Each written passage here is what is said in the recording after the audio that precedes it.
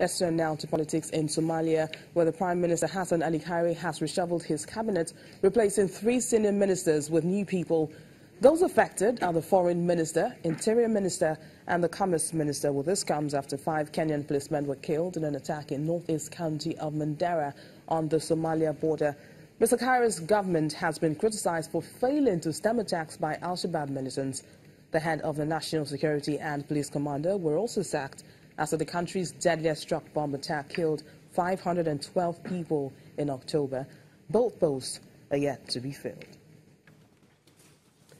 Well, the Executive Chairman, Center for Anti-Corruption and Open Leadership, Debo Adeniro, is here with us for more on that issue. It's good to have you on the program, Mr. Adeniro. My pleasure. Thank you very much. So what do you make of this shake-up? Well, the shake-up is necessary, and that is what is expected of President Khairi, because it has been like a no love lost, between him and the parliament. And he thinks that some of those in his cabinet are actually sabotaging his effort, or that they are deliberately negligent and they are not doing enough to strengthen his hold on government and to prevent attacks, against the people of Somalia. And he does not trust, those security chiefs. That remember last year, a couple of them resigned. The security chief, the defense chief, actually resigned last year for no just reason than that the country was not as stable as they expected it. But the president couldn't have been able to do it alone. These are the people he relied on. And because he had maybe intelligent information that because he didn't really give a reason why these 3 ministers were relieved of their posts. But from the facts on the ground, the foreign affairs, the interior, and the other one were those we believe could have engendered, international support for him. He's not getting it the way he expected it. Remember also that the UN peacekeeping, interventionist force had to withdraw at a stage, because of the heavy casualty they recorded. Now, the international community have not been helping much, according to the president. So he needed to change guard. But I hope he had not made a mistake, because those that he has replaced the experienced ministers with are just they are greenhorns, who may not be able to do better, except the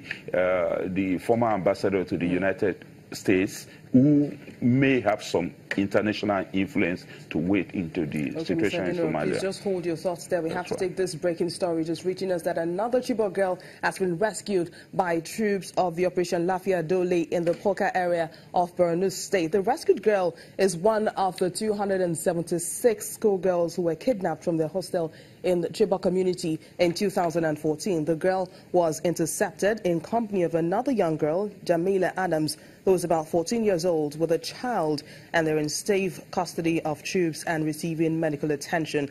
A statement from the Deputy Director, Public Relations of the Theatre Command, Operation Lafia Dole, Colonel Onyema Nwachuku, explains that the young girl identified as Salome Pago is the same as the Chibok girl published on serial 86 of the online list of the abducted Chibok girls. More than 100 of the girls are still missing, while the federal government has promised that those still in captivity will be rescued. We'll bring you more updates on this developing story as we get them. But for now, let's continue our conversation, Mr. Adeniro. The shake-up now comes after 5 Kenyan policemen were killed in an attack that was in the northeast county of Mandera. Do you see this as also as a possible fallout of that attack? Of course it is. In your news bulletin, you read out that last year about 500, about 512 people were murdered, with a bomb. A car bomb. So this time around, those policemen were just murdered for no just cause, and we have security agencies that are being, oversighted by the ministers of Interior, and you have defense minister who have also been maybe lackadaisical. So the president, having all the running battles with a couple of them, will naturally suspect that some of these ministers are not doing enough to protect the people of Somalia. And that might be the reason why the shake-up was effected. Now, you mentioned protecting the people of Somalia. What does this say particularly about the security situation in that country? You know, the United Nations itself has described Somalia as a fragile nation because the way it came to, after the war, the civil war, Somalia has not actually returned to any normal government. You know, it was a failed state that was just being engineered together. It doesn't have any mainstay of economy. It relies on informal sector to get money to fund itself or remittances from abroad. So it is a weak state.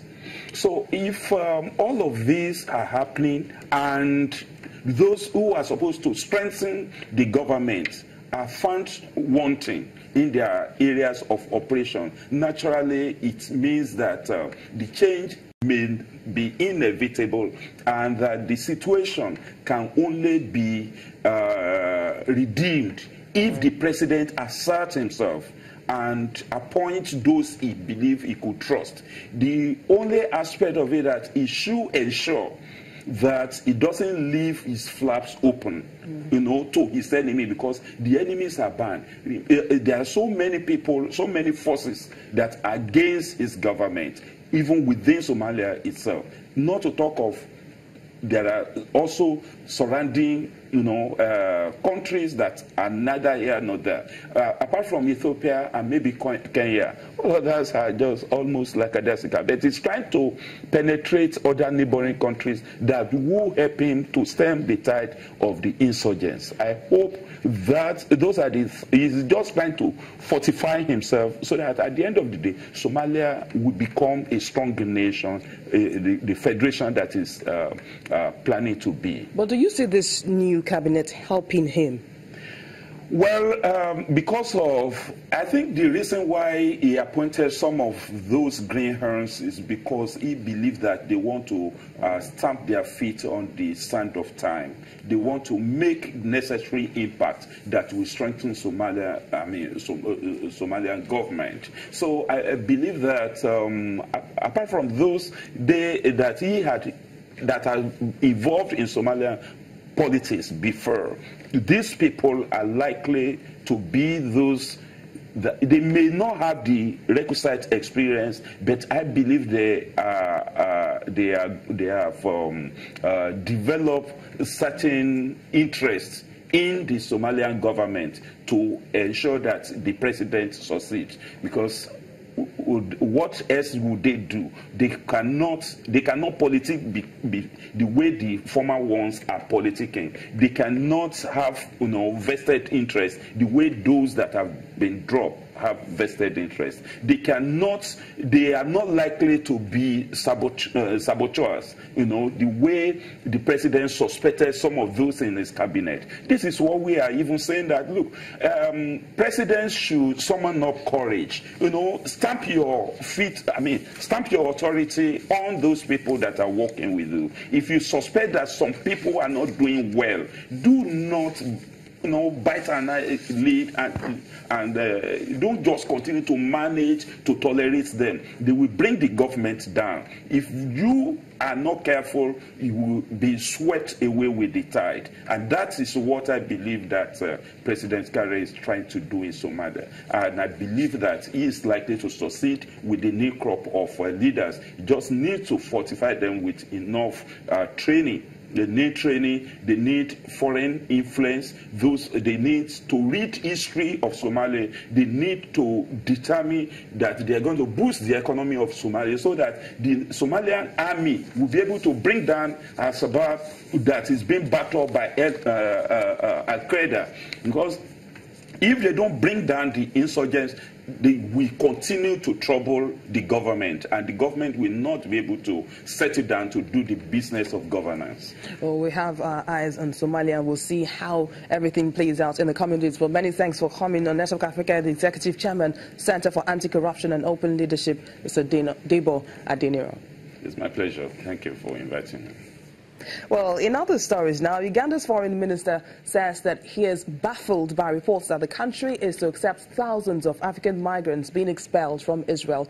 Henry Oyem told local media that no such deal had been reached with Israel, which is ordering and labeling Africans as infiltrators.